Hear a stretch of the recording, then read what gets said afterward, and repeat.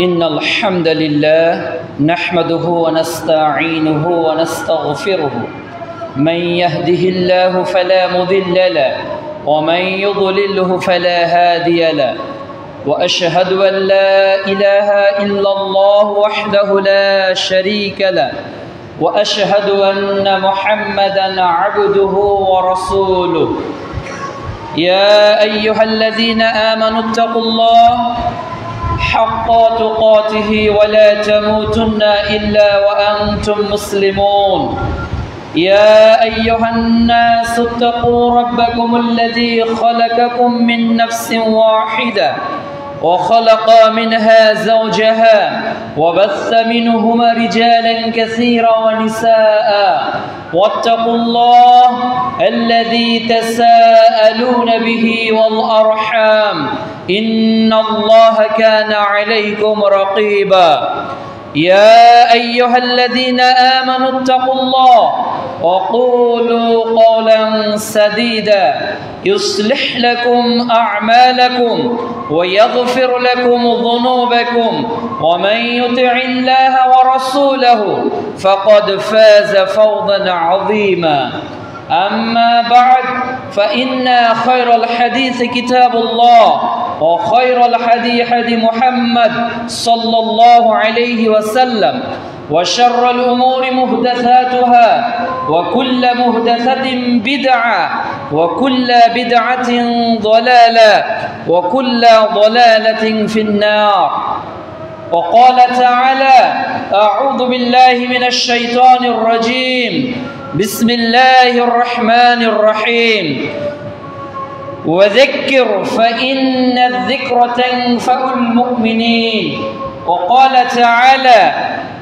فذكر إنما أنت مذكر لست عليهم بمسيطر وقال رسول الله صلى الله عليه وسلم الدين والنصيحة وقال رسول الله صلى الله عليه وسلم اغتنم خمسة قبل خمس شبابك قبل حرامك وصحتك قبل سقامك وغناتك قبل فقرك وفراغك قبل شغلك وحياتك قبل موتك رواه صحيح الجامع بإسناد صحيح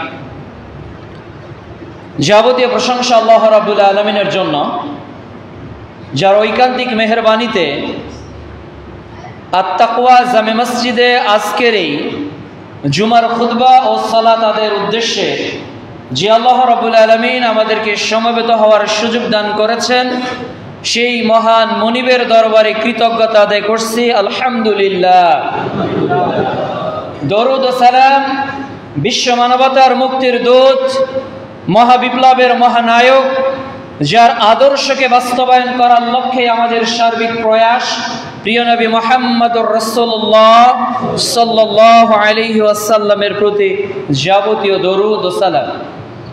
প্রিয় উপস্থিতি, রাসূলুল্লাহ সাল্লাল্লাহু আলাইহি ওয়াসাল্লামের উপদেশ সমূহ পর্ব 1 ও বর্তমান সাময়িক কিছু কথা উক্ত শিরোনামে পবিত্র কোরআন ও বিশ্বনবীর মুখমিশ্রিত বাণী থেকে এক প্রামাণ্য আলোচনা উপস্থাপন করার চেষ্টা করব ইনশাআল্লাহুল আজিজ। রব্বিশ রাহ লি সাদরি ওয়া ইয়াসসির লি আমরি ওয়াহলুল উকদাতাম মিন লিসানি ইয়াফকাহু কওলি। উপদেশ, নাসিহা, এই শব্দটার সঙ্গে পরিচিত আমরা প্রত্যেক মুসলিম ব্যক্তিরাই। পৃথিবীতে রাষ্ট্রীয়ভাবে উপদেশ দাতা একটি পদও রয়েছে, যারা উপদেশ দিয়ে থাকেন। সমাজের মধ্যে উপদেশ দাতার অনেক মানুষকে দেখা যায়। উপদেশ কার কাছ থেকে নিলে বেশি গ্রহণযোগ্যতা পাবে? যে অভ্রান্ত ওহির উৎস থেকে কথা বলে, এই মানুষটার উপদেশ মানব জাতির জন্য বেশি বেনিফিটেড, নাকি যে মস্তিষ্ক প্রসূতভাবে কথা বলে তার উপদেশটা বেশি কার্যকর হবে? কার উপদেশটা মানাটা আমাদের জন্য বেশি জরুরি? যার উপদেশ মানলে দুনিয়া এবং আখেরাতে কল্যাণ তারটি, নাকি ওই ব্যক্তির উপদেশ যার উপদেশ মানলেও দুনিয়াতেও সমস্যা হতে পারে, পরকালের তো কোনো হিসাবই থাকবে না? কার উপদেশ মানাটা বেশি যৌক্তিক? যে উপদেশ দাতা হিসেবে মনোনীত হয়েছে, নাকি আমরা যাকে মনোনয়ন দিয়েছি? যুক্তির আলোকে একথা স্পষ্ট প্রমাণিত, উপদেশদাতা হিসেবে এমন একজন ব্যক্তিকে চুজ করা প্রয়োজন, এমন একজন ব্যক্তিকে নির্ধারণ করা প্রয়োজন যিনি নিজের খেয়াল অনুযায়ী কোন উপদেশ তার উম্মাকে দেন না, এবং যিনি উপদেশদাতা হিসেবেই প্রেরিত, যার উপদেশ পালনকারী দুনিয়া এবং আখিরাতে উপকৃত হবে। সুবহানাল্লাহ। এই ব্যক্তিটার উপদেশটাই আমাদের মানাটা সবচেয়ে অগ্রাধিকার দেওয়া প্রয়োজন। কিন্তু দুর্ভাগ্যজনক হলো সত্য, আমরা পৃথিবীর মানুষের উপদেশগুলোকে, যারা অ্যাডভাইসার, তাদেরকে যতটা মূল্যায়ন করি, তাদের কথাগুলোকে যতটা মেনে চলি, আপনি দেখবেন পৃথিবীতে অনেক ব্যক্তির বিভিন্ন উক্তি আছে, যে উক্তিগুলো আপনার প্রোফাইল পিকচারে আপনি রেখে দিয়েছেন, যে উক্তিগুলো আপনার বাড়ির কোনো একটা ওয়ালের ফটোকে স্থান পেয়েছে, আপনার কোনো একটা পোস্টে আপগ্রেড লাভ করেছে, শেয়ার লাভ করেছে। কিন্তু আপনি আমি রাসূল সাল্লাল্লাহু আলাইহি ওয়াসাল্লামের কয়টা উপদেশকে নিজের জীবনে ধারণ করেছেন? বাংলাদেশের অনেক জায়গায় অনেক লিখনি পাবেন, সেটা জাতির নেতাদের, সেটা পলিটিক্যাল লিডারদের, সেটা ইন্টারন্যাশনাল লিডারদের, যাদের স্পিচ হোক, এটা বিভিন্ন জায়গায় দেখবেন লেখা থাকে। কিন্তু মুহাম্মদ সাল্লাল্লাহু আলাইহি ওয়াসাল্লাম is a unique advisor for all human being in the world. তিনি যে একমাত্র স্বতন্ত্র উপদেশদাতা, এই জিনিসটা আজকে মুসলিম উম্মাহ আমরা ভুলে গিয়েছি। এজন্য তার উপদেশটা যে বেনিফিটেড, এটা আমরা মনে করি না। আজকে আমরা রাসূল সাল্লাল্লাহু আলাইহি ওয়াসাল্লামের উপদেশ কেন মানব, এর একটি অংশে আজকে আমরা আলোচনা করার প্রয়াস পাবো ইনশাআল্লাহ। আল্লাহ রাব্বুল আলামিন বলছেন সূরা গাশিয়া অধ্যায় 88 পারা 30 আয়াত 21, আল্লাহ তাআলা বলছেন যে ফাযাক্কির ইন্নামা আনতা মুযাক্কির, তুমি উপদেশ দাও। আল্লাহ তাআলা স্বয়ং তার নবীকে বলছে, কেন? তুমি হলে উপদেশদাতা। তাহলে উপদেশদাতা হিসেবে স্বয়ং রাসূল সাল্লাল্লাহু আলাইহি সাল্লামকে মনোনয়ন দিয়েছেন কে? আল্লাহ রাব্বুল আলামিন। এই উপদেশ তিনি যেটা দিবেন, সেটা কেন দিবেন, এটাও আল্লাহ তাআলা উল্লেখ করেছেন। সূরা জারিয়াত অধ্যায় 51 আয়াত 55, আল্লাহ রাব্বুল আলামিন বলছেন ওয়াযিক্র ফাইন্নায-যিকরা তানফাউল মুমিনিন, তুমি উপদেশ দাও, তুমি উপদেশ দাও, কেননা তোমার উপদেশ যেটা তুমি দিবে, সে যদি মুমিন হয় তাহলে তার জন্য এটা উপকার বয়ে নিয়ে আসবে। সুবহানাল্লাহ। তাহলে রাসূলুল্লাহ সাল্লাল্লাহু আলাইহি সাল্লাম যে উপদেশটা দিতে চাচ্ছে, আল্লাহ আগেই বলছে, হে নবী তুমি যেটা উপদেশ দিবে, ওটা যদি সে মুমিন হয় তাহলে নিশ্চিত তার উপকার হবে। সুবহানাল্লাহ। সহিহ মুসলিম প্রথম খণ্ড কিতাবুল ঈমান 101, 2, 3, 4 পরপর কয়েকটা হাদিস এবং অধ্যায় রচিত হয়েছে বাব, যে আদ-দীনু আন-নাসিহা, দিনটাই হলো মূলত উপদেশ। দিনটাই মূলত হলো নাসিহা করা। প্রত্যেক নবী এসেছেন জাতিকে সতর্ক করার জন্য। ইন্না আরসালনাকা শাহিদাও ওয়া মুবাশশিরাও ওয়া নাযীরা,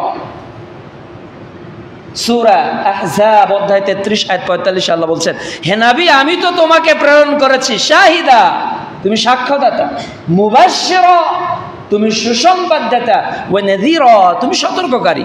তাহলে উপদেশ তো এভাবেই হয়।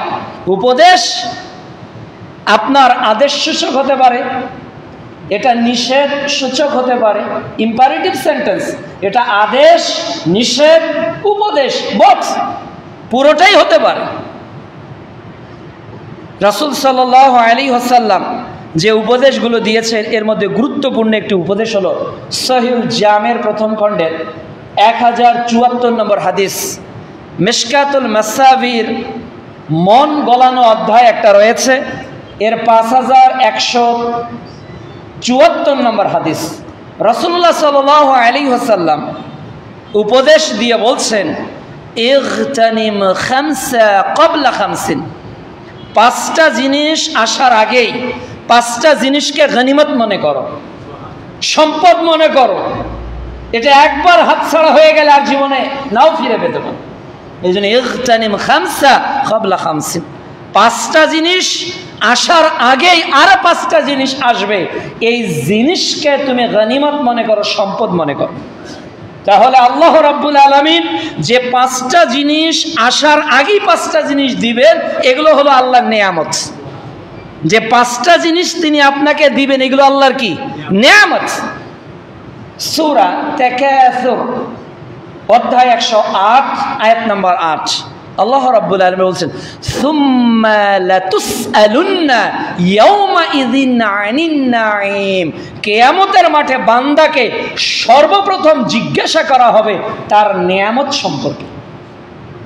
এই পাঁচটা জিনিস যেটা আগে আপনাকে প্রিপারেড হতে হবে, এই পাঁচটা জিনিসই কিন্তু আল্লাহর দেওয়া পবিত্র নেয়ামত, যেটা আল্লাহ তাআলা আপনাকে দান করেছে। শুধু তাই নয়, আল্লাহ রাব্বুল আলামিন বলছেন সূরা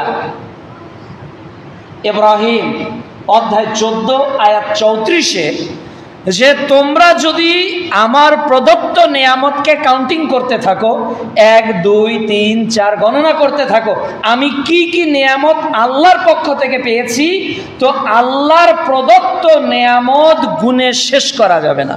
সুবহানাল্লাহ। আজকের হাদিস থেকে আমরা কেবল পাঁচটা নেয়ামতের আগে পাঁচটা নেয়ামতকে গনিমত মনে করতে হবে এই বিষয়ে জানব। এর 1 নাম্বার হলো শাবাবাকা ক্বাবলা হারামিকা, তোমার বার্ধক্য আসার আগে তোমার যৌবনকে। যেদিন তুমি বৃদ্ধ হয়ে যাবে এর আগে তুমি মূল্যায়ন করো তোমার যৌবনকালকে। এমন একদিন হয়তো আপনার জীবনে আসতে পারে, মন চাচ্ছে 5 মিনিট ধরে রবকে সেজদা দিয়ে কৃতজ্ঞতা আদায় করে, কিন্তু আপনি প্যারালাইজড হয়ে গেছেন, স্যার ছাড়া আপনার সালাত আদায় করা সম্ভব হচ্ছে না। এমন বার্ধক্যের জীর্ণতা আপনার গোটা দেহকে আষ্টে পিষ্টে ধরেছে, আপনি চাইলেও আপনার রুকুটাকে সুন্দর করতে পারছেন না। শাবাবাকা ক্বাবলা হারামিক, ওই দিন আসার আগেই যৌবনকালকে মূল্যায়ন করুন। ওই সময়টা জীবনে আসার আগেই একটা golden season in your life, আপনার পুরো জীবনে একটা সোনালী যুগ এসেছে। এই সোনালী যুগটাকে কাজে লাগানোর এখনই সময়, আজকে না, এট নাও, এখনই সময়। এই সময়টাকে আপনাকে কাজে লাগাতে হবে, বলছেন প্রিয় নবী মুহাম্মদুর রাসূলুল্লাহ সাল্লাল্লাহু আলাইহি ওয়াসাল্লাম।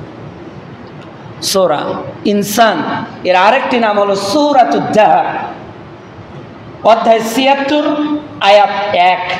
আল্লাহ রাব্বুল আলামিন বলছেন, মানুষের এমন একটা সময় অতিবাহিত হয়েছে যখন সে উল্লেখ করার মতো কিছুই ছিল না। আবার আমাদের এমন একটা সময় আসবে যখন আমরা উল্লেখ করার মতো কিছু থাকবো না। অবসর একটা জীবনে পেশার সঙ্গে যুক্ত হয়ে যায় একটা সময় গিয়ে। সাবেক পুলিশ অফিসার, সাবেক ব্রিগেডিয়ার জেনারেল, সাবেক বন কর্মকর্তা, তার মানে কি সে তার পদ থেকে অবসরে রিটায়ারমেন্টে গিয়েছে, তার সোনালী সময়টাকে সে হারিয়ে ফেলেছে। এই যৌবনকালের এই উদ্যমতাটাকে সর্বোচ্চ কাজে লাগাতে হবে। কেন? সহিহ বুখারী প্রথম খণ্ড কিতাবুস সালাহ 660 নম্বর হাদিস, 7 শ্রেণীর লোককে আল্লাহ রাব্বুল আলামিন আরশের ছায়া দান করবেন। এর মধ্যে ওই যুবক, যে যুবক তার যৌবনটাকে স্রেফ আল্লাহর জন্য বিলীন করে দিয়েছে, সুবহানাল্লাহ, আল্লাহর জন্য উৎসর্গ করেছে।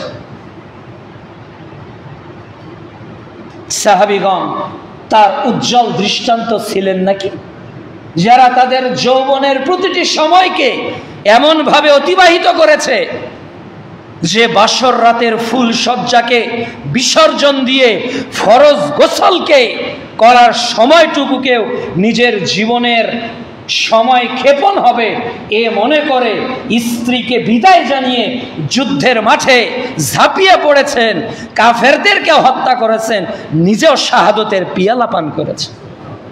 এ হলো যৌবনের মেজাজ। যুদ্ধের দামামা বেজে গিয়েছে। রাসূলুল্লাহ সাল্লাল্লাহু আলাইহি ওয়াসাল্লাম বলছেন, কে ওই জান্নাতের দিকে ছুটবে যে জান্নাত, আসমান আর জমিন, এই বিশাল বড় যে পরিব্যাপ্তি, আল্লাহ তাআলা ওই ব্যক্তিকে এত বিশাল জান্নাত দিয়ে দিবেন। জানোই তো সাহাবী রাসূল সাল্লাল্লাহু আলাইহি ওয়াসাল্লামের নিকট এই জান্নাতের বার্তা শুনলেন, ওয়াসারিউ ইলা মাগফিরাতিন মির রাব্বিকুম ওয়া জান্নাতিন আরদুহাস সামাওয়াতি ওয়াল আরদ উইদ্দাত লিল মুত্তাকিন। ওই জান্নাতের দিকে, ইয়া রাসূলুল্লাহ, আমি কি ওই জান্নাতীদের একজন হতে পারবো? রাসূলুল্লাহ সাল্লাল্লাহু আলাইহি ওয়াসাল্লাম বললেন, সাহাবী, তুমি ওই জান্নাতীদের একজন। সুবহানাল্লাহ। পকেটে রাখা খেজুরগুলো হাতে নিয়ে বললেন, বাহ বাহ। রাসূল সাল্লাল্লাহু আলাইহি ওয়াসাল্লাম বললেন, তুমি এটা বললে কেন? বেশ বেশ। তখন সাহাবী বলতেছে, হে আল্লাহ রাসূল সাল্লাল্লাহু আলাইহি ওয়াসাল্লাম, আমার এই দুনিয়াবি হাতের খেজুরগুলো যদি আমি এখন চিবানো শুরু করি তো আমার কাছে মনে হবে এই প্রত্যেকটা খেজুরের প্রত্যেকটা চিবানোর সময়টা আমার জান্নাতের পথে বাধা হয়ে দাঁড়াচ্ছে। কাজেই আমি এই খেজুরগুলো দুনিয়াতে ফেলে দিয়ে আমি জান্নাতের পানে দৌড় দিলাম। সুবহানাল্লাহ। তাদের যৌবনের যে মেজাজ ছিল, আজকে যুবকদের সেই মেজাজ কাজ করে না।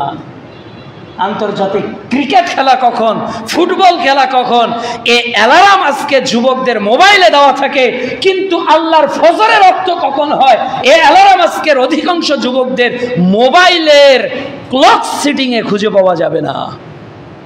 যদি বলা হয় আপনার মোবাইলটা দেন তো ক্লক সিটিংয়ে যাই, তো দেখবেন যে ক্লক সিটিংয়ে অ্যালার্মের একটা ঘর থাকে না, আপনি একবার দিতে চান না, অ্যালার্ম দুইবার দিতে চান, দেখবেন ওখানে 3.5টারও কোনো অপশন নেই, 3টারও কোনো অপশন নেই, 4টারও কোনো অপশন নেই। তাহলে কি প্রমাণ হয় না এদেশের তরুণ যুবকরা যারা ছিল মুসআব বিন উমাইরের উত্তরসূরি, যারা ছিল খাব্বাব বিন আরাদের উত্তরসূরি, যারা ছিল আম্মার বিন ইয়াসিরের উত্তরসূরি, এই সকল তরুণ যুবকদের আজকে ফেসবুকের নোটিফিকেশন অন করা থাকে, এদেশের তরুণ যুবকদের আজকে ইউটিউবের নোটিফিকেশন অন করা থাকে, আজকে ইমো হোয়াটসঅ্যাপের নোটিফিকেশন অন করা থাকে, কিন্তু আল্লাহর ফজরের রক্ত কখন হয় এর জন্য কোনো নোটিফিকেশন এদেশের যুবকদের মোবাইলে খুঁজে পাওয়া যায় না। তার মানে কি, এদেশের যুবকরা মনে করতেছে খাও দাও ফুর্তি করো, দুনিয়াটা ভাই মস্ত বড়, নগদ চাপাও হাত পেতে নাও, বাকির খাতা শূন্য থাক, দূরের বাদ্য লাভ কি শুনে মাঝখানে যে বেজায় ফাঁক। কবে মরবো, কবে বৃদ্ধ হব, এটা তো অনেক দূরবর্তী একটা সময়। এর আগে যৌবনের এই সময়টাকে একটু আমেজ দিয়ে, আনন্দ ফুর্তি দিয়ে কাটিয়ে দেই। রাসূল সাল্লাল্লাহু আলাইহি সাল্লাম ওই সকল তরুণ যুবকদেরকে লক্ষ্য করে বলছেন, ইগতানিম খামসা কাবলা খামসিন, 5টি জিনিসের আগে 5টি জিনিসকে গনিমত মনে করো। এর একটা হলো শাবাবাকা কাবলা হারামিক, তোমার বার্ধক্যের আগে তোমার যৌবনটাকে তুমি মূল্যায়ন করো। প্রিয় যুবক ভাইয়েরা আমার, কতটা সেজদা আল্লাহকে গভীর রাতে একাকী দিয়েছে, কতক্ষণ রুকুতে আল্লাহর জন্য মাথাটাকে ঝুঁকিয়ে দিয়েছে, কতটা সময় 2 হাত তুলে রবের নিকট অতীতের পাপগুলোকে স্মরণ করে চোখের পানি ছেড়ে দিয়েছেন। আটকা পড়া সেই 3 তরুণ যুবকের ইতিহাস সহিহ বুখারীর কি আপনার মনে নেই? যারা স্রেফ তাদের যৌবনের চেতনাকে আল্লাহর জন্য করার কারণে সাক্ষাৎ মৃত্যুর হাত থেকে তাদের যৌবনের ঈমানি চেতনা কি তাদেরকে মুক্ত করে দেয়নি? ভুলে গেছেন সূরা কাহাফের, আসহাবে কাহাফের সেই যুবকদের কথা? তারা 5 জন 6 জন কিংবা 7 জন, আল্লাহই ভালো জানে তাদের সংখ্যা। তো এই যুবকরা স্রেফ ঈমানের তাগিদেই কি নিজেদেরকে আলাদা করে রাখে নাই? ভুলে গেছেন আসহাবে সুফফার সেই যুবকদের কথা যারা রাসূলুল্লাহ সাল্লাল্লাহু আলাইহি ওয়াসাল্লামের নিকট পড়ে থাকতেন? ভুলে গেছেন আবু হুরায়রা রাদিয়াল্লাহু তাআলা আনহুর কথা, যিনি মসজিদে পড়ে থাকতেন, মানুষ তার গায়ের উপর দিয়ে যেত, তাকে পাগল মনে করত, অথচ আবু হুরায়রা পাগল ছিলেন না। আবু হুরায়রা ক্ষুধার্তের কারণে তার পেটকে মসজিদে নববীর সঙ্গে লাগিয়ে দিতেন যাতে ক্ষুধার অনুভব তার না হয়।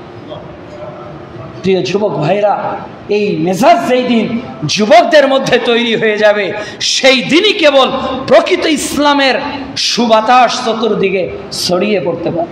আল্লাহ তাআলা যেন যুবকদেরকে এই মেজাজের এবং বার্ধক্যের আগে যৌবনকে গুরুত্ব দেওয়ার তৌফিক দান করেন। আল্লাহুম্মা আমিন। 2 নাম্বার, ওয়াসিহাতাকা ক্বাবলা সাকামিকা, তোমার অসুস্থতার আগেই সুস্থতাকে গুরুত্ব দাও। অসুস্থতার আগে সুস্থতাকে গুরুত্ব দাও। তাহলে সুস্থতা আল্লাহ রাব্বুল আলামিনের বড় একটা নিয়ামত।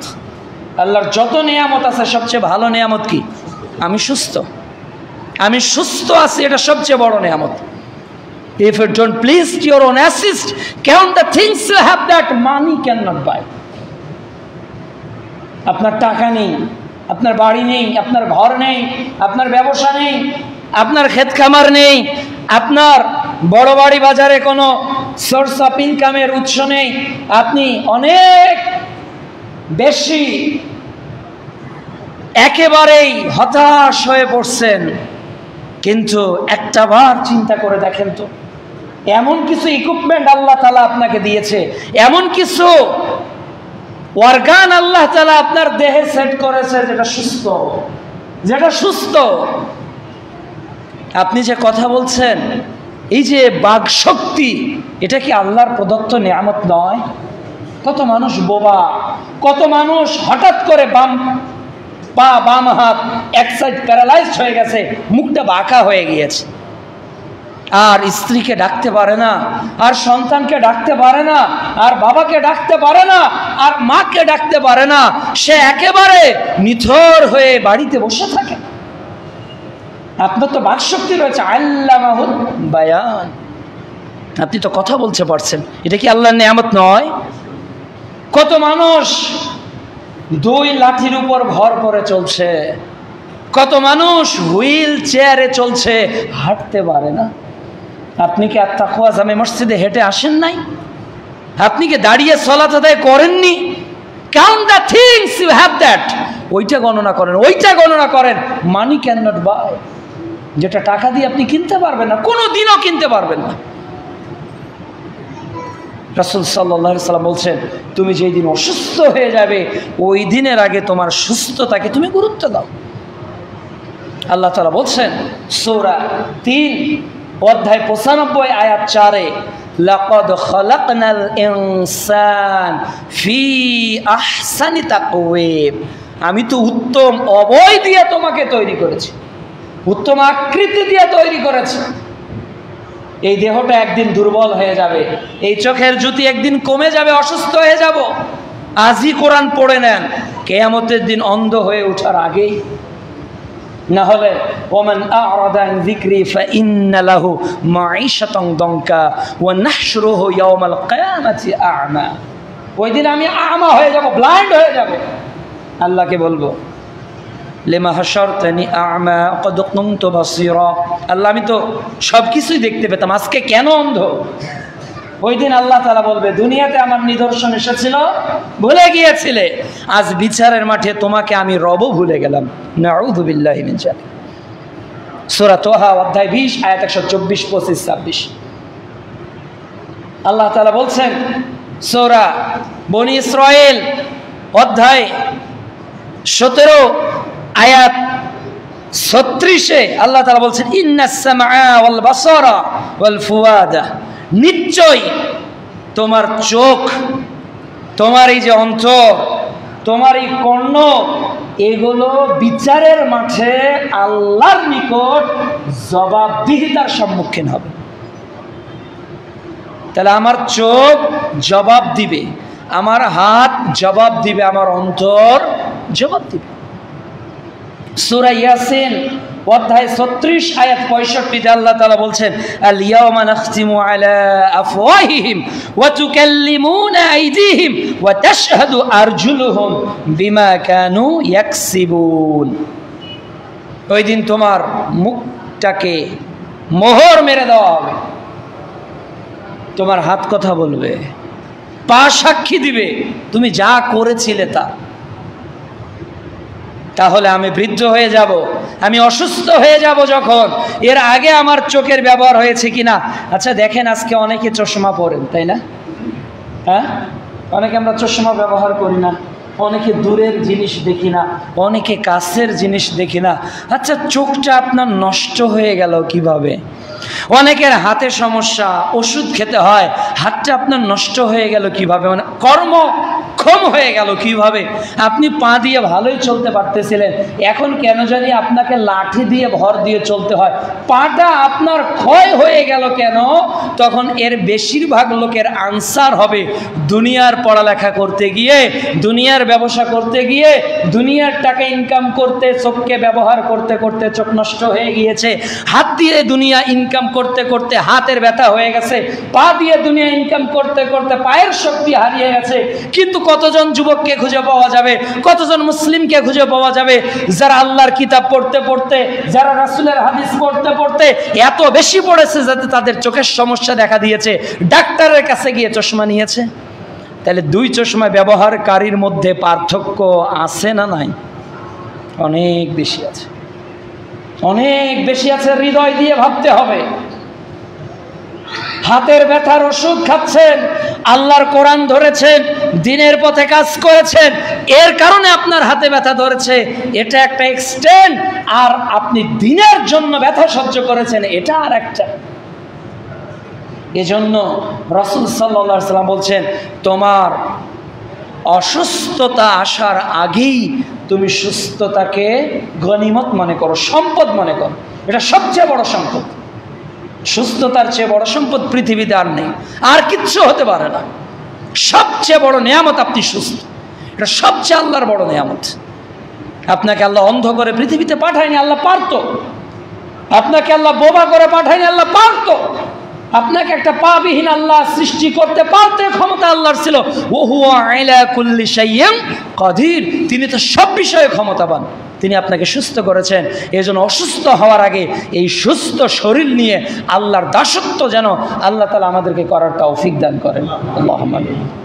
3 নাম্বার, অগিনা কা ক্বাবলা ফাকারিক, তোমার দরিদ্রতা আসার আগে তোমার সচ্ছলতাকে তুমি কাজে লাগাও।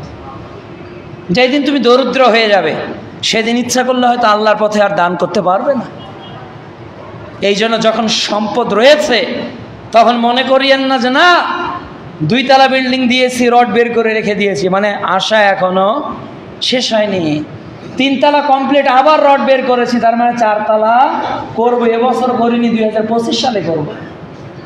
আলহাকুমুত তাকাসুর, এই যে লালসা, আকাঙ্ক্ষা, এটা টু বি কন্টিনিউ, কেবল ইনক্রিজ হতেই আছে, হতেই আছে, হতেই আছে। আনটিল আওয়ার ডেথ হাত্তা যুরতুমুল মাকাবির, যতক্ষণ লাস্ট ডেস্টিনেশন হয়নি ততক্ষণে আকাঙ্ক্ষা থেকে যাচ্ছে। আল্লাহর পথে ব্যয় করতে ইচ্ছা করতেছে না, আল্লাহর পথে দান করতে ইচ্ছা করতেছে না। কিন্তু এখনই সময়, আপনি গরিব হয়ে যেতে পারেন, গরিব হয়ে যেতে পারেন না? হ্যাঁ, গত কয়েকদিন আগে যারা কোটিপতি ছিল আজকে তারা অনেকেই সম্পদ হারিয়ে ফেলেছে। এই রিজন হারিয়ে ফেলেছে। এটা হলো দুনিয়ার নিয়ম। আল্লাহ যাকে চান সম্পদ দেন, যার কাছ থেকে ইচ্ছা সম্পদ নিয়ে নেন। যাকে চান আল্লাহ ক্ষমতা দেন, যার কাছ থেকে ইচ্ছা তিনি ক্ষমতা ছিনিয়ে নেন। এ সব ক্ষমতা কার?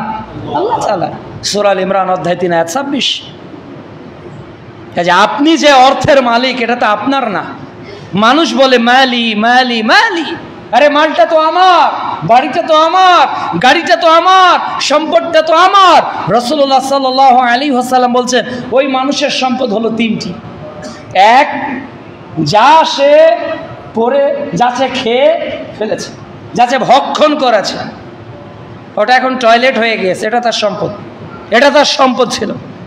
আজকে দিনাজপুর থেকে এসে আমি একজনের বাসায় খাবো ব্রেকফাস্ট, এটা আমার সম্পদ, এটা আমার ছিল।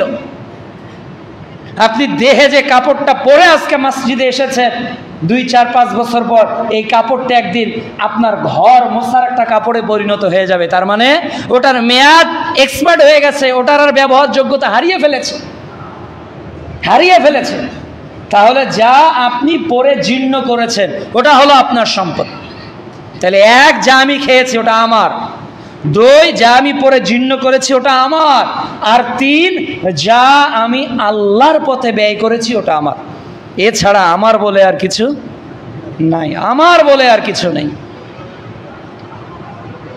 এজন্য জনৈক ব্যক্তিকে মৃত্যুর সময় তিনি আকাঙ্ক্ষা করেছিলেন যে আমার মৃত্যুর পূর্বে 3টি হলো ওসিয়ত, যে আমি যখন আলেকজান্ডার যখন মৃত্যুবরণ করেন তখন তিনি 3টি ওসিয়ত করেছিলেন। 1, আমি যখন মারা যাব আমার বাড়ি থেকে কবরস্থান পর্যন্ত পুরো সম্পদ যেন বিছিয়ে দেওয়া হয়, যত তরল অর্থ আছে। আমার লাশ বহন করার জন্য যাতে পৃথিবীর সবচেয়ে বড় ডক্টররা আমার লাশের খাঁটি, আমার লাশ বাহী এই ইয়াটাকে বহন করে। 3 নাম্বার, আমার হাতটা যেন বাইরে বের করে রাখা হয়। এই এক নাসিহা, এই এক চাওয়া দেখে তার নিকটস্থ লোকেরা অবাক হয়ে গিয়েছে। এ কেমন আপনার আকাঙ্ক্ষা, মৃত্যুর শেষ ইচ্ছা? এ দিয়ে আমি 3টা শিক্ষা দিতে চাই, learning point, 3 learning point in this story. 1, আমি সম্পদ বিছিয়ে দিয়ে একেবারে শেষ পর্যন্ত গিয়ে পৃথিবীর মানুষকে জানাতে চাই এই সম্পদ আমার জীবনকে রক্ষা করতে পারে নাই।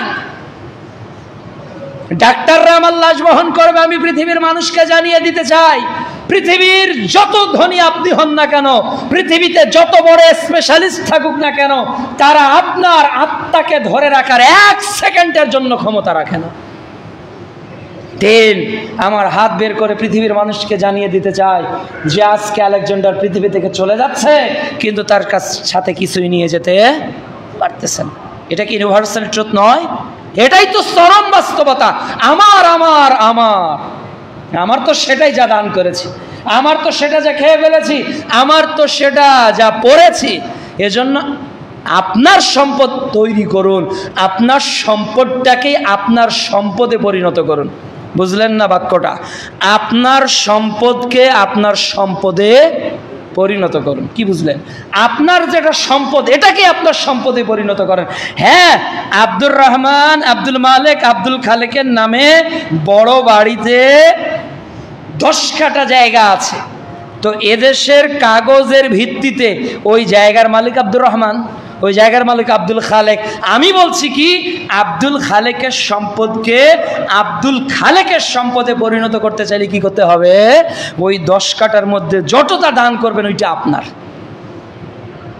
তাহলে আপনার সম্পদকে আপনার সম্পদে পরিণত করতে চাইলে যেটা থাকবে পার্মানেন্ট ওটাই করতে হবে, আর বাকিটা ওয়ারিসগণ কি করবেন? ডিস্ট্রিবিউট করে নেবেন। সম্মানিত উপস্থিতি, এই রিজিক দেওয়া না দেওয়া সবটাই তো আল্লাহর ইখতিয়ারে, সবটার মালিকই আল্লাহ। সূরা হুদ অধ্যায় 11 আয়াত 6 আল্লাহ রাব্বুল আলামিন বলছেন, ওয়ামা মিন জাবাতিন ফিল আরদ ইল্লা আলাল্লাহি রিজকুহা। পৃথিবীতে এমন কোন প্রাণী বিচরণ করে না যার রিজিক আল্লাহর জিম্মায় নাই। সুবহানাল্লাহ। আপনার টেনশন কিসের? এমন কোন প্রাণী বিচরণ করে না যার রিজিকের মালিক কে না? আল্লাহ রাব্বুল আলামিন না। সূরা তালাক অধ্যায় 65 আয়াত 2 ও 3 আল্লাহ তাআলা বলছেন, ওয়া মান ইয়াত্তাকিল্লাহা ইয়াজআল লাহু মাখরাজা। যে ব্যক্তি আল্লাহকে ভয় করে আল্লাহ তাআলা তার বিপদ থেকে তাকে মুখ তো এর কোনো না কোনো পথ আল্লাহ বাতলিয়ে দিবেনই দিবেন। সুবহানাল্লাহ। এরপর আল্লাহ বলছেন ওয়ায়ারযুকহু মিন হাইসু লা ইয়াহতাসিব, আর তাকে এমন জায়গা থেকে আল্লাহ রিজিক দিবেন, তার ব্যবস্থা করে দিবেন যেটা ওই বান্দা কখনো চিন্তাও করে নাই। সুবহানাল্লাহ। কাজে আমার সম্পদ আর আমার নয়, যেটা ব্যয় করব, যেটা খাবো, যেটা আল্লাহর জন্য করব, এটা আমার। আর কিয়ামতের মাঠে আমার উপার্জিত সম্পদ সম্পর্কে জিজ্ঞাসিত হতে হবে না? তিরমিজি 2416 নম্বর হাদিস, ওয়া মালি মিন আইনা ইকতাসাবাহু ওয়া ফিমা আনফাকাহু, মাল কিভাবে উপার্জন করেছি আর ওটা কোন পথে ব্যয় করেছি। এরপর কিভাবে ব্যয় করবেন, এই যে আল্লাহ তাআলা ব্যয়ের একটা নীতি বলে দিয়েছে। একটা হলো সূরা মুনাফিকুন অধ্যায় 63 আয়াত 10, আল্লাহ তাআলা বলছেন ওই দিন আসার আগে দান করো যেই দিন মৃত্যু চলে আসবে, আর তোমরা আল্লাহকে বলবে যে আল্লাহ please give me a more chance, আল্লাহ আমাকে আর একটা বার সুযোগ দেন, আমি ব্যয় করবো, এখনই যা আছে ব্যয় করব, আমি সলেহীন বান্দাদের অন্তর্ভুক্ত হয়ে যাব। আর সুযোগ আল্লাহ দিবেন? আর সুযোগ দিবেন না। আপনি মনে করতেছেন যেটা আল্লাহর পথে ব্যয় করলেন ওটা কমে গেল? না। সহিহ বুখারী 1442 নম্বর হাদিস, আবু হুরায়রা রাদিয়াল্লাহু তাআলা আনহু বলছেন রাসূলুল্লাহ সাল্লাল্লাহু আলাইহি ওয়াসাল্লাম বলেছেন প্রতিদিন আসমানে দুইজন ফেরেশতা অবতীর্ণ হয়, এর একজন ফেরেশতা আল্লাহর নিকট দোয়া করে, আল্লাহ যে যতটুকু দান করলো তুমি তার ততটুকু পূরণ করে দাও। সুবহানাল্লাহ। আরেকজন ফেরেশতা দোয়া করে, আল্লাহ যে দিল না তাকে তুমি ধ্বংস করে দাও। কিভাবে ধ্বংস করবে আপনি বুঝতেই পারবেন না, বুঝতেই পারবেন না। দান করেননি, আর একজন ভাই দান করতেছে, দেখা গেল স্ত্রী নর্মাল ডেলিভারি হয়ে গেছে, 1000 টাকার কেসে সমাধান 2000 টাকা, আর আপনার এমন নাড়ি ভড়ি বাচ্চার গলায় পেঁচিয়ে দিয়েছে ও এক অপারেশনে 50,000 টাকা বের হয়ে গেছে। এটা কে করবে? এটা আল্লাহ করবে। সূরা আল ইমরান অধ্যায় 3 আয়াত 134 আল্লাহ তাআলা বলছেন যে আল্লাযীনা ইয়ানফিকুনা ফিস সাররাই ওয়াদ দাররাই, আল্লাহর পথে ব্যয় করো যখন তুমি সচ্ছল অথবা যখন তুমি অসচ্ছল। তাহলে আল্লাহর পথে ব্যয় করতে হবে, বড় লোক হলেও ব্যয় করতে হবে, গরিব হলেও ব্যয় করতে হবে। উপদেশ দিয়েছেন মুহাম্মদুর রাসূলুল্লাহ সাল্লাল্লাহু আলাইহি ওয়াসাল্লাম। পৃথিবীর মানুষ কি উপদেশগুলো মেনে চলবে? আল্লাহ যেন আমল করার তৌফিক দান করেন। 4 নাম্বার, ওয়া ফারাগাকা ক্বাবলা শুগলিক, তোমার ব্যস্ততার পূর্বে তোমার অবসরকে কাজে লাগাও। ব্যস্ততার পূর্বে। আজকে দেখবেন পৃথিবীর সব মানুষের ব্যস্ততা বাড়ছে না কমছে? প্রত্যেকেই আমরা ব্যস্ত, প্রত্যেকেই ব্যস্ত। সালাতের পর বা'দা সালাত কিছু জিকির আছে না? এই যে দেখেন ওখানে প্রায় 18টা বা 19টা লিস্ট আছে। আল্লাহু আকবার, আস্তাগফিরুল্লাহ, আস্তাগফিরুল্লাহ, আল্লাহুম্মা আনতাস সালাম ওয়া মিনকাস সালাম, তাবারাকতা ইয়া যাল জালালি ওয়াল ইকরাম, আল্লাহুম্মা ইন্না আলা যিকরিকা ওয়া শুকরিকা ওয়া হুসনি ইবাদিক, আল্লাহুম্মা ইন্না আউযু বিকা মিনাল বুখলি, আল্লাহুম্মা ইন্না আউযু বিকা মিনাল জুবনি ওয়া আউযু বিকা মিনাল বুখলি ওয়া আউযু বিকা মিন আরযালিল উমুরি ওয়া আউযু বিকা মিন ফিতনাতিদ দুনিয়া ওয়া আযাবিল কবর, আল্লাহুম্মা ইন্না নাসআলুকাল হুদা ওয়াত তুকা ওয়াল আফা ওয়াল গিনা। এইভাবে হতে হতে হতে হতে আস্তাগফিরুল্লাহাল্লাযী লা ইলাহা ইল্লা হুয়াল হাইয়ুল কাইয়্যুম ওয়া আতুবু ইলাইহি, এভাবে 18-19টা দোয়া দেওয়া আছে না, যা পড়তে মিনিমাম 5-7 মিনিট তো লাগার কথা, তাই না? কিন্তু আমাদের কোনো সময় নেই। আসসালামু আলাইকুম, আসসালামু আলাইকুম, কোনো রকম পড়ে ব্যবসা দোকান খুলতে হবে, চাকরিতে ঢুকতে হবে, এটা করতে হবে, সেটা করতে হবে। মনে হচ্ছে যে আল্লাহ যেন শর্তই দিয়েছে যে তোমার এই বয়স, তোমার এই স্ট্যাটাস অনুযায়ী যদি তুমি এত বাড়ি ঘর করে না যাও, মনে হচ্ছে যে আসামির কাঠগড়ে আল্লাহ দাঁড় করাবে। মানে ভাবখানা আমাদের এমন, মসজিদটাই থেকে যেতে পারলে যেন বেঁচে যাই, সময় নেই। আল্লাহর কোরআনের আয়াত যে 2 পৃষ্ঠা করে দৈনিক পড়া হয়, কেন পড়া হয় না? আমাদের সময় নাই। রাসূলের জীবনী কতবার পড়া হয়েছে, কেন পড়িনি? আমার সময় নাই। আমি জানার জন্য ওস্তাদের নিকট কতদিন গিয়েছি, যাইনি কেন? আমার সময় নেই। তাহলে প্রতিটি ক্ষেত্রে আমরা অজুহাত দিচ্ছি আমাদের সময় নেই, অথচ আল্লাহ রাব্বুল আলামিন বলছেন এই সময়ের মালিককে, সময়ের মালিক কি আপনি? সময়ের মালিক কি আপনাকে যে 8 ঘন্টার বিনিময়ে 30, 40, 50 হাজার টাকা দিচ্ছে, ওই বস কি আপনার সময়ের মালিক? আপনার জীবনের প্রত্যেকটা ন্যানো সেকেন্ডের একচ্ছত্র মালিকানা কার হাতে? যদি রবের হাতে হয়ে থাকে তাহলে কেন দিনের ক্ষেত্রে অজুহাত, কেন কোরআন তেলাওয়াতে অজুহাত, কেন দাওয়াতের পথে অজুহাত, কেন আল্লাহর পথে কাজ করতে গিয়ে দুনিয়াকে অজুহাত হিসেবে সাবেত করি? কেন করি? সময়ের মালিকানা কার, রাজত্ব কার, এ বিষয়ে আমাদের কোনো ওয়াকিফাল নেই। আমরা জানি না, বুঝি না, ভুলে গেছি বেমালুম। এই জন্য আমরা ব্যস্ততা দেখাই। এই জন্য একটা গজল আছে যে নামাজকে বলো না কাজ আছে, কাজকে বলো আমার নামাজ আছে। তুমি কাজকে বলো আমার সালাত আছে, তুমি কাজকে বলো আমার কোরআন তেলাওয়াত আছে, তুমি কাজকে বলো আমি একটু 1 ঘন্টা দাওয়াতের কাজ করব, তুমি কাজকে বলো আমি 1 ঘন্টা সিরাতে রাসূল পড়ব, তুমি কাজকে বলো আমি 100 বার দৈনিক ইস্তেগফার পাঠ করব। আমাকে সময় বের করতেই হবে। তাহলে দিনের পথে সময় ব্যয় করলে বাকি সময়ে বারাকা কে দিবেন? আল্লাহ তাআলা দিয়ে দিবেন। আল্লাহ রাসূলুল্লাহ সাল্লাল্লাহু আলাইহি ওয়াসাল্লাম বলছেন, সহিহ বুখারী 6412 নম্বর হাদিস, রাসূল সাল্লাল্লাহু আলাইহি ওয়াসাল্লাম বলছেন, নি'মাতানে মাগবুনুন ফীহিমা কাসীরুম মিনান নাস। দুটি নিয়ামতের ব্যাপারে মানুষ একেবারে গাফেল, মানুষ একেবারে ধোঁকায় লিপ্ত, মানুষ একেবারেই ধোঁকাগ্রস্ত। এর একটা হলো আস-সিহহাতু ওয়াল ফারাগ, একটা হলো সুস্থতা আর একটা হলো অবসর। এই দুইটা জিনিস যার মধ্যে আছে সে ধ্বংস। কাজে যে লাগাবে না, ইউটিলাইজ যে করবে না। সুস্থ, ও যে কোনো অন্যায় কাজ করতে পারে, যে কোনো অন্যায় কাজ করতে পারে। অবসর, এখন কি করবে? এমনিতেই গেম খেলছে, পাবজি, ফ্রি ফায়ার, কত গেম, দাবা, ক্রাম, লুডো। ও ঘন্টার পর ঘন্টা সময় ব্যয় এদিকেই করতেছে। কেন? ওর হাতে পর্যাপ্ত সময়। অথচ কবি বলেছেন, অবসর কোথায়, কোথায় শান্তি? এখনো যে পথ রয়েছে বাকি, তাওহীদের ওই পূর্ণ কিরণ দিগন্তে দেয়নিও কি? অবসর কোথায় মুমিনদের?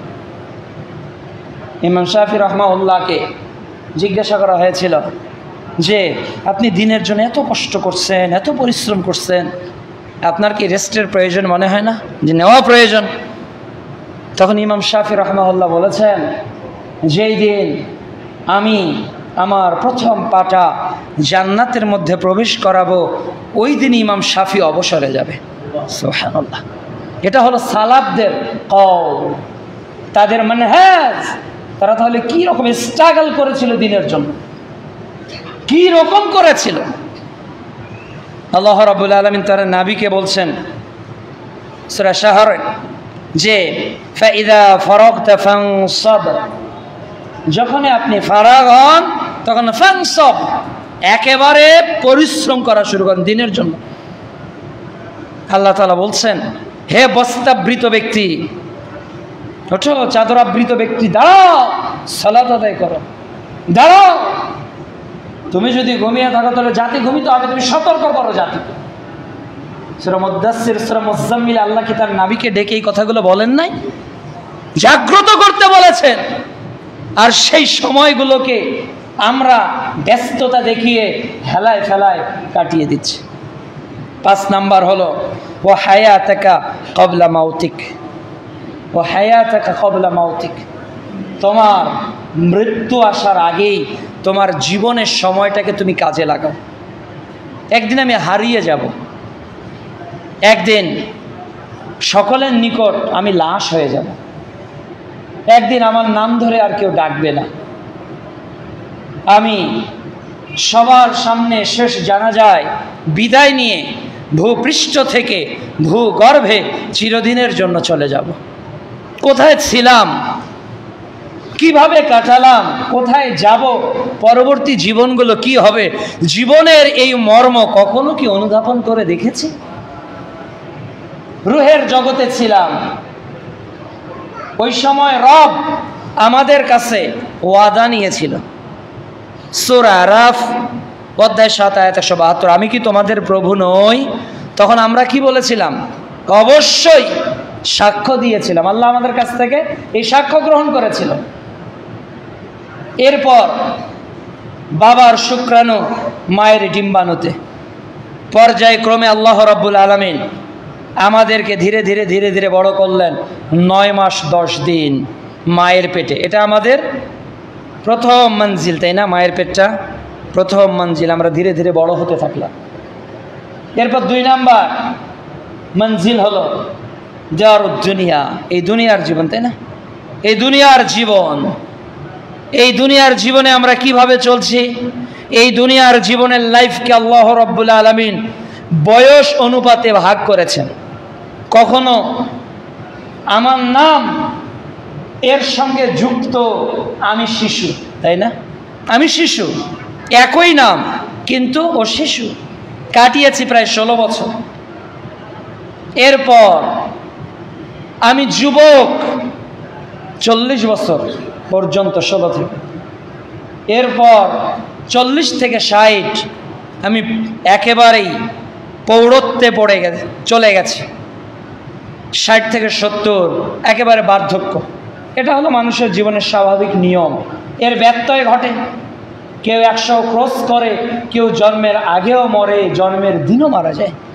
এটা হলো আমাদের লাইফ সার্কেল, জীবনচক্র এভাবেই ঘুরছে। মায়ের পেটে আপনার 9 মাস 10 দিন। এরপর রাসূল সাল্লাল্লাহু আলাইহি ওয়াসাল্লামের হাদিস অনুযায়ী আমার উম্মার গড় আয়ু যেটা 60-70 বছর, এর মধ্যে এই দিয়ে আমাদের শৈশব, শিশু, কিশোর, যৌবন, এরপর পৌরত্ব, এরপর বার্ধক্য, এরপর কবর, তাই না? এটাই কি শেষ? আরেকটা মঞ্জিল আছে, তাই না? বারজাখী জীবন, কবরের জীবন। কিয়ামতের আগ পর্যন্ত ওখানে আমাদেরকে অবস্থান করতে হবে, থাকতে হবে। এরপর আরেকটা মঞ্জিল আছে, যে মঞ্জিলটা হলো আমাদের জন্য চূড়ান্ত মঞ্জিল, জারুল কারার। একেবারে চূড়ান্ত, হয় জান্নাতি না হলে জাহান্নামী। ওই দিন মানুষ উঠে যাবে, হিসাবের দিন। কিছু লোক অগ্রগামী হবে, কিছু ডান দিকের হবে, কিছু বাম দিকের হবে। যারা অগ্রগামী আর যারা ডান দিকের তারা জান্নাতে চলে যাবে, কিন্তু যারা বাম দিকের তারা জাহান্নামে। এরপরেও কিছু গুনাহগার যারা কাবিরা গুনাহ করেছে তাদেরকে রাসূল সাল্লাল্লাহু আলাইহি ওয়াসাল্লাম সুপারিশ করবেন। এইভাবে সুপারিশ পর জান্নাতে কিছু লোক চলে যাবে। এরপর জান্নাতীরা জান্নাতে, জাহান্নামীরা জাহান্নামে। আল্লাহ মৃত্যুকে কি করে দিবেন? জবাই করে দিবেন, আর কোনো মানুষ মরবে না। তাহলে এই যে জীবন, আমাদের লাইফ সার্কেল, এর মধ্যে আমাদের কোন সময়টাকে বেশি ইউটিলাইজ করা প্রয়োজন বলেন তো?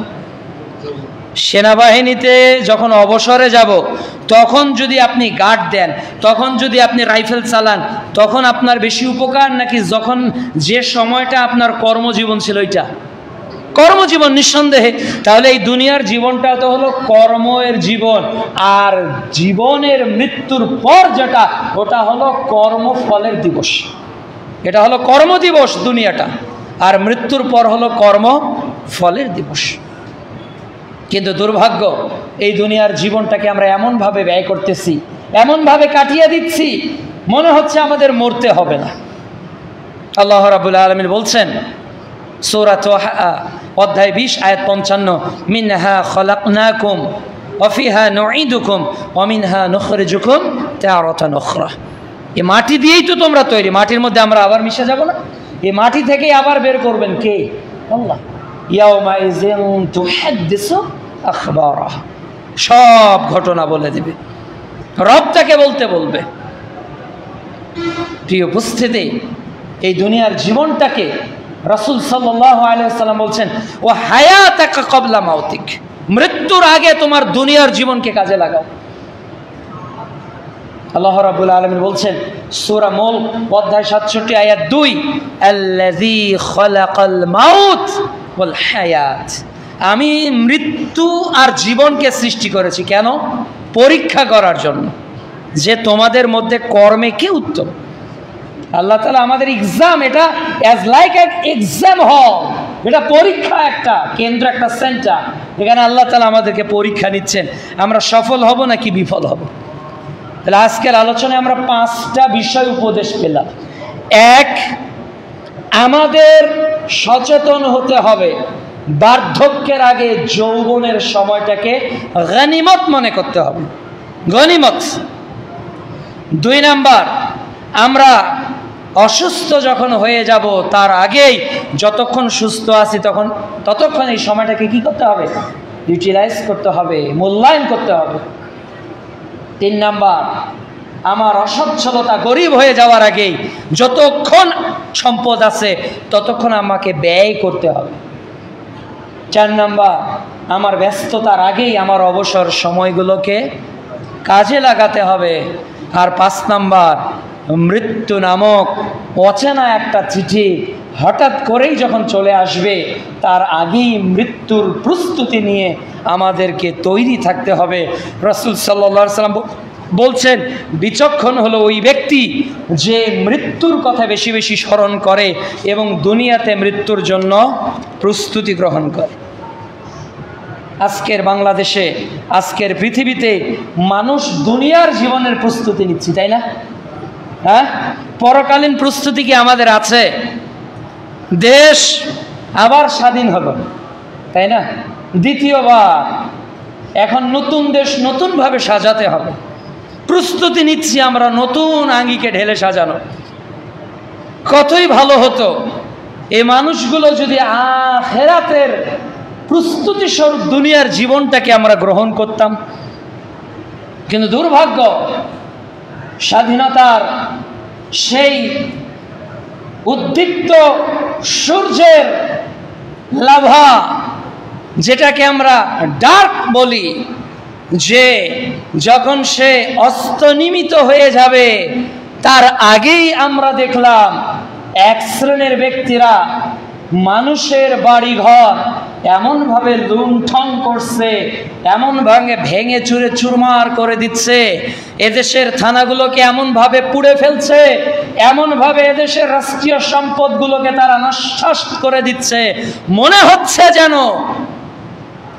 এরা স্বাধীনতার ইতিহাসকে দ্বিতীয়বার কলঙ্কিত করার পায়তারা করছে। 71-এর স্বাধীনতার পর যেমন পার্শ্ববর্তী দেশ এই বাংলাদেশকে লুণ্ঠন করেছিল, তাদেরই কি চিরাচরিত নিয়মে আবারও দ্বিতীয়বার বাংলাদেশ 5ই আগস্ট একই দৃশ্য পরিলক্ষিত হলো না? কি হলো তাহলে? একটি কুকুর আপনার পায়ে কামড় দিয়েছে, এজন্য কি আপনি কুকুরের পায়েও কামড় দিবেন? এটা কি সভ্যতার ইতিহাস? এটা কি সভ্য কোনো মানুষের অ্যাটিটিউড হতে পারে? একটা হাঁসকে নিয়ে আপনি দৌড়াচ্ছেন, একটা কাঁথাকে নিয়ে আপনি দৌড়াচ্ছেন, একটা চেয়ারকে নিয়ে আপনি দৌড়াচ্ছেন, একজনের জানালার গ্রিল ভেঙে আপনি নিয়ে যাচ্ছেন, একজন মানুষের বাথরুমের স্যান্ডেল পর্যন্ত আপনি নিয়ে চলে যাচ্ছেন। এই বর্বরতা, অসভ্যতা এ দেশের মানুষ কখনো আশা করে না। এরা পুরো জাতির দুশমন। মুমিন তো ওই ব্যক্তি যার হাত এবং জবান থেকে অপর মুসলিমরা কি থাকে? নিরাপদ থাকে। এ কোন নিরাপত্তাহীনতায় ভুগছি গত কয়েকদিন থেকে? কেন জামে মসজিদগুলোতে ডাকাত আর সেটার মাইকিং করতে হচ্ছে? কেন হচ্ছে? কোথায় গেল সেই সভ্যতা? যে জাতিতে জেনাকারী মহিলা প্রিয় নবীর কাছে এসে বলতেছে, ইয়া রাসূলুল্লাহ তাহিরনি, আমাকে পবিত্র করেন, আমি জেনা করেছি, বিচার করেন। কই সেই ইনসাফ, কই সেই আমাদের মধ্যে নীতি নৈতিকতা? পৃথিবীর দ্বিতীয় ওমর যাকে বলা হয়, ওমর ইবনে আব্দুল আজিজ রাহমাহুল্লাহ, তিনি সেনাপতিদেরকে নিয়ে রাজ্যের খবর নিচ্ছেন। হঠাৎ করে একজন প্রশ্ন করলো, আপনার বাড়ির খবর বলো। তিনি সঙ্গে সঙ্গে মোমবাতি জ্বালালো। এবার কথোপকথন শেষ করে তার রাজ্যের প্রজারা বলল, হে আমিরুল মুমিনিন, এতক্ষণ তো এক আলো জ্বললো, আপনি দ্বিতীয়বার আরেক আলো জ্বালালেন কেন? তখন ওমর ইবনে আব্দুল আজিজ রাহমাহুল্লাহ বলছেন, এতক্ষণ আমি রাজ্যের খবর নিচ্ছিলাম, কিন্তু এখন তোমরা ওমর ইবনে আব্দুল আজিজের ব্যক্তিগত প্রশ্ন করেছো, তার পরিবারের সদস্য কেমন আছে। ওমর ইবনে আব্দুল আজিজ তার পরিবারের খোশ গল্প করবে রাষ্ট্রের মোমবাতি জ্বালিয়ে, এর জবাব হয়তো কিয়ামতের মাঠে আমাকে দিতে হতে পারে। এই মেজাজ ছিল তাদের। ওমর রাদিয়াল্লাহু তাআলা বলছেন, ফুরাতের তীরে যদি একটা কুকুরও পিপাসিত অবস্থায় মারা যায়, আমি ওমর মনে করি এর জন্য আমাকে জবাব দিতে হবে। এই মেজাজ কি আমাদের মধ্যে আছে? আমাদের মধ্যে নেই। কি হলো? উল্টো নবাবগঞ্জের বর্ধনপাড়া ঢাকায় যেটা আহলে হাদিস মসজিদ ভাঙচুর করা হলো, হয়নি? আহলে হাদিস মসজিদ ভাঙচুর, আরো কয়েকটা মসজিদে হুমকি দেওয়া হয়েছে, আরো একটা মসজিদে হুমকি দেওয়া হয়েছে। আমি অবাক হয়ে যাচ্ছি, এই বিষয়টা আমার কাছে অবাক লাগছে। আজকে আহলে হাদিসের অনেক তরুণ, বাংলাদেশ আহলে হাদিস যুব সংঘের অনেক যুবক, সুববানের অনেক যুবক, বা আমাদের বাংলাদেশের ইউনিভার্সিটি কলেজের মুসলিম অনেক যুবক হিন্দুদের দুর্গা পূজা, কালী পূজার মন্দিরে রাতে পাহারা দিচ্ছে না? তো যে দেশের মুসলমান, যে দেশের আহলে হাদিস জামাত হিন্দু ভাইদের দুর্গা পূজাকে, হিন্দু ভাইদের, বৌদ্ধদের উপাসনালয়দেরকে হেফাজতের জন্য রাত জেগে দাঁড়িয়ে থাকে, সেই আহলে হাদিস মসজিদগুলোকে ভেঙে আরেক দল কি এদেশে প্রমাণ করতে চাচ্ছে? আহলে হাদিসরা কি বানের জলে ভেসে এসেছে? এদেশে যেমন 4 কোটি তরুণ ছাত্র রয়েছে, জেনে রাখা ভালো হবে এই বাংলাদেশের মাটিতে 4 কোটিরও বেশি আহলে হাদিসও রয়েছে। কাজে আহলে হাদিসরা বানে এসে নাই, তারা এদেশে ট্যাক্স দেয়।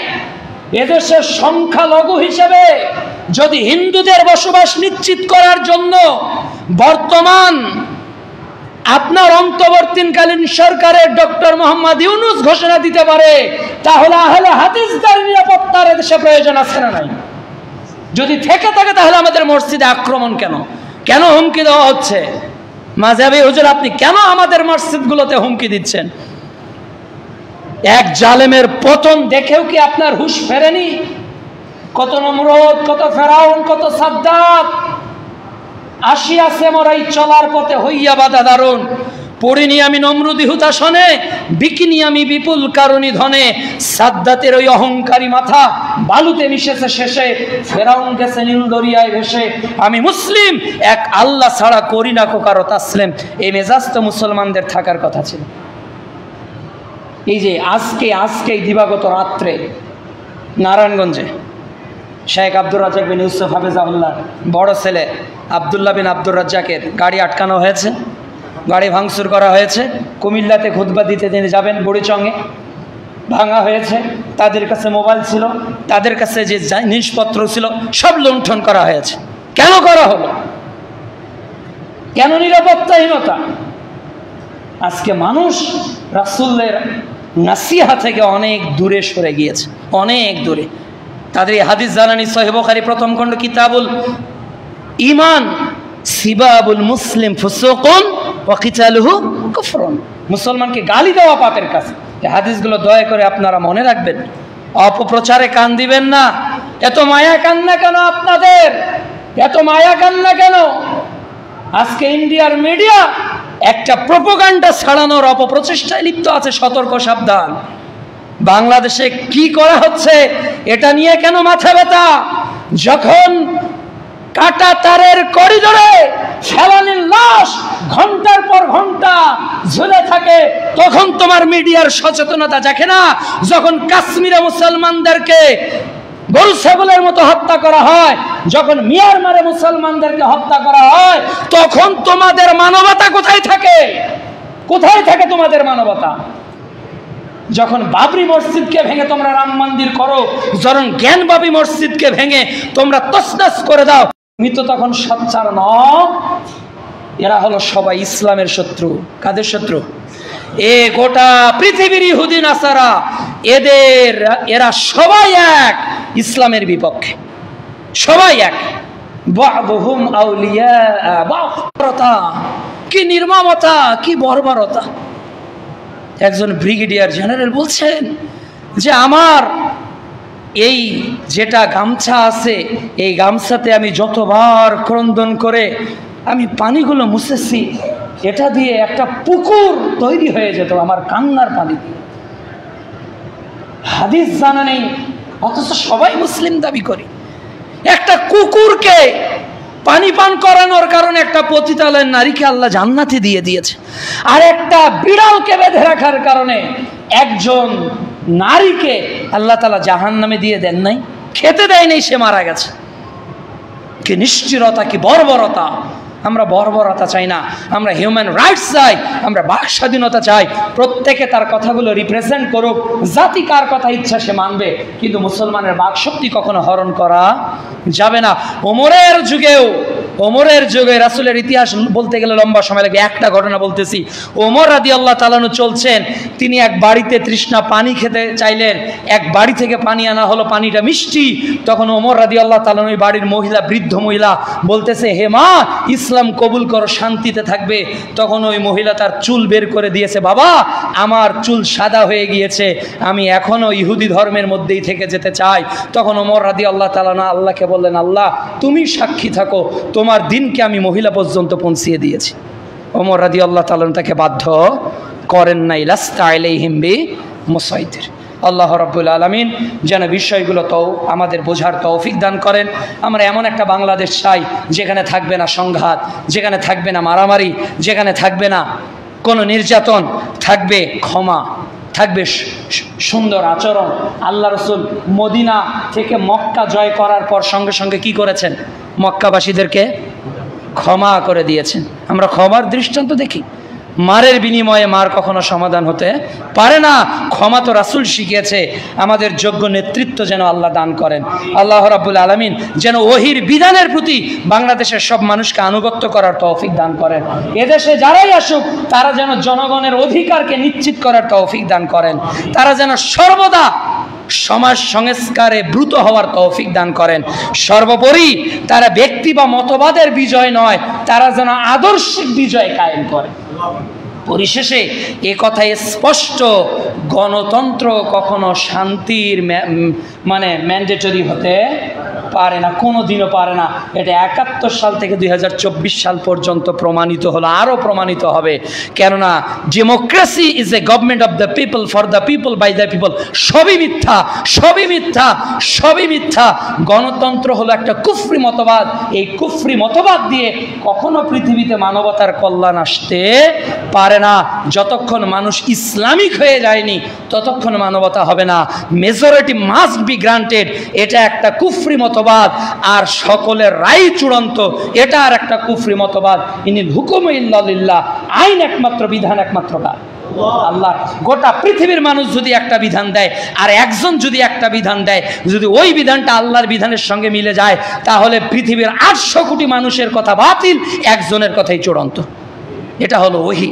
আল্লাহ তাআলা যেন এই নীতিতে বাংলাদেশ সহ বিশ্বের নেতাদেরকে এগিয়ে আসার তৌফিক দান করেন। আল্লাহুম্মা আলহামদুলিল্লাহি ওয়াহদাহু ওয়াসসালাতু ওয়াসসালামু আলা মান লা নাবিয়্যা বা'দাহু। اللهم صل على محمد وعلى آل محمد كما صليت على إبراهيم وعلى آل إبراهيم إنك حميد مجيد. اللهم بارك على محمد وعلى آل محمد كما باركت على إبراهيم وعلى